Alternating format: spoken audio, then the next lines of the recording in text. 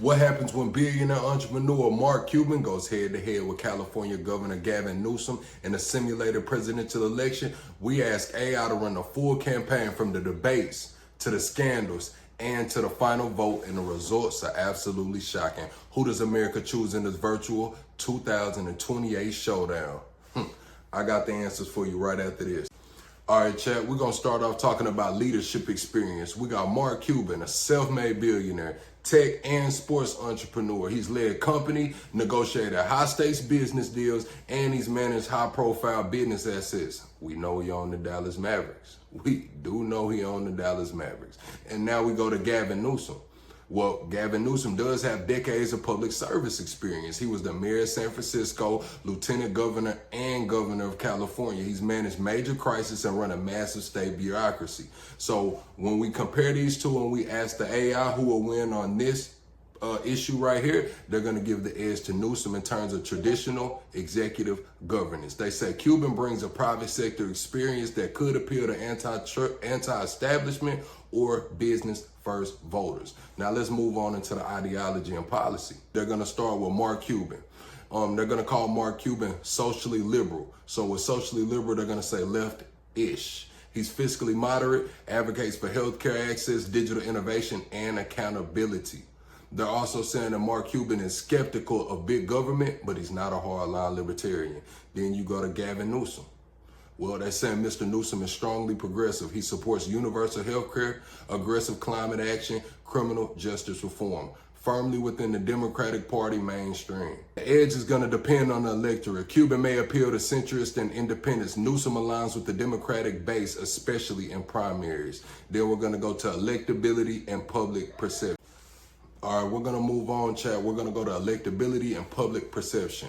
We got Mark Cuban first. They said Mark Cuban, seen as a savvy outsider, his name and recognition and mass media skills from TV are perceived as honest, and he's perceived as honest and practical, though not fully tested in political debates. And then with Gavin Newsom, they're saying he's charismatic, polished, and a seasoned politician. He appeals to many Democratic voters, but also criticized as overly slick or ambitious. He has political baggage from California struggles.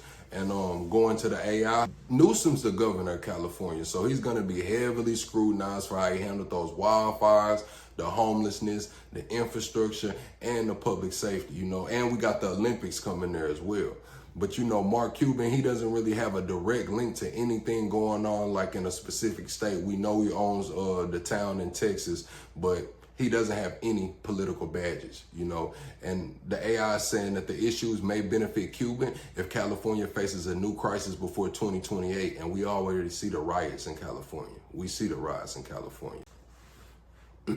All right, Chad, and as a final take, they said Mark Cuban's a fresh face. He's pro-business, he's left-leaning and moderate, and he's an effective communicator, but he does not have any political experience. He's untested on global and national policy. On the other hand, you got Gavin Newsom. He's an experienced, progressive, polished leader with a deep understanding of policy, but he's seen it as an establishment figure, and he's tied to California's ongoing troubles. So the bottom line, Cuban is a serious wild card appealing to moderates, independents, and voters who want someone outside of politics but still leftish enough to challenge the GOP candidates. Newsom is a party loyalist with experience and the policy chops to lead, but he may struggle if voters in 2028 are looking for someone who's fresh or less tied to the system. Now we're going to get into the simulation. This is where I get excited, chat. This is the part that I get excited about because we got an actual simulation. We got the Mark Cuban that listed him as an outside entrepreneur. We got Gavin Newsom. He's a career politician. All right, chat, this is the final showdown. The AI simulator, this is the voter group breakdown. This is the voter group breakdown for the AI simulation. Gavin Newsom, Mark Cuban. They're saying the progressive Democrats, they're going to give the mild edge to Gavin Newsom because he has strong policy credentials on climate, healthcare, and equity. They say Cuban may seem too business friendly. How do y'all feel about that? Do y'all think Cuban's too business friendly?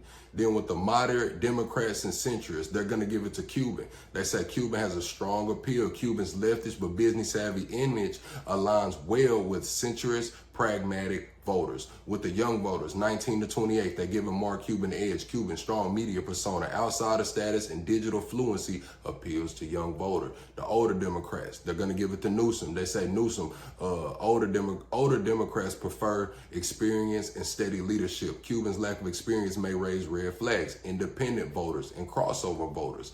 Cuban may seem as more bipartisan. He could energize the independents and open primaries. Black, Latino voters, they're giving the edge to Newsom. Says he has existing infrastructure and relationships through the years of public service in the diverse California communities. Urban professionals, they're going to give the slight edge to Mark Cuban. They say he appeals upwardly to mobile, tax-savvy investors with moderate leanings.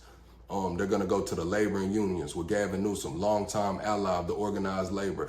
Cuban could face skepticism over private sector priorities. And here are the now, chat, we getting into the overall predictions. They got Cuban 45-50%, Newsom 50-55%. It says if Cuban builds a strong early ground game and leverages digital media, he could pull off an Obama-like upset. But Newsom has the institutional support and voter infrastructure to hold him off unless voters lean heavily on anti-establishment in 2028. They're saying that Cuban's path requires early state wins, high youth turnout, and strong moderate plus independent coalition. Newsom's path depends on a solid Democratic base of support, especially in states with diverse urban populations and union strengths. So I want to know, chat, how do y'all feel about that, chat? How do y'all feel about Gavin Newsom versus Mark Cuban for potential getting the Democratic nominee? We seen the AI gave the slight edge to Gavin Newsom, but they said if Mark Cuban hits the ground early and get some states behind him, he could pull off a potential Obama-like upset. Y'all let me know down in the comments. Let me know who else y'all want me to stack up against each other. This is a new series that I will be doing on the channel. The videos will get better. This is the first one. Appreciate y'all for rocking with me. Make sure you like, comment, and subscribe. I'm out.